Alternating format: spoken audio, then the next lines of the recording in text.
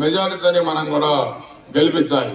ఇక్కడ కూడా కనకలక్ష్మి గారు సుదీర్ఘ రాజకీయ అనుభవం కలిగిన నాయకులు మంచి మెజారిటీతోని మనం గెలిపించుకొని సత్తెనపల్లి నియోజకవర్గాన్ని సంజన సౌజన్య ఆమోద రాంబాబు నుంచి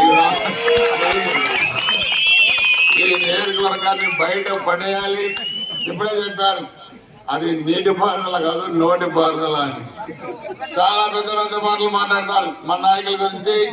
అందుకే వీళ్ళందరికీ రాబోయే రోజుల్లో సరైన గుణపాఠం చెప్పడానికి సత్తెనపల్లి నియోజకవర్గ ప్రజలు సిద్ధంగా ఉండాలని చెప్పి కూడా మీ అందరికి కూడా నేను విజ్ఞప్తి చేస్తా ఉన్నాను. గతంలో మనం అభివృద్ధి చేశాం, కానీ వీళ్ళు అరాచకం చేశారు. కానీ మేము ఒకటే మీకు చెప్పదలుచుకున్నాం, అరాచకం చేయడం మన ఉద్దేశం కాదు, కానీ అరాచకం చేసిన వ్యక్తులకి మాత్రం బుద్ధి చెప్పాల్సిన బాధ్యత మన మీద ఉందన్న సంగతి కూడా మీ అందరూ కూడా తెలియజేస్తా ఉన్నాను.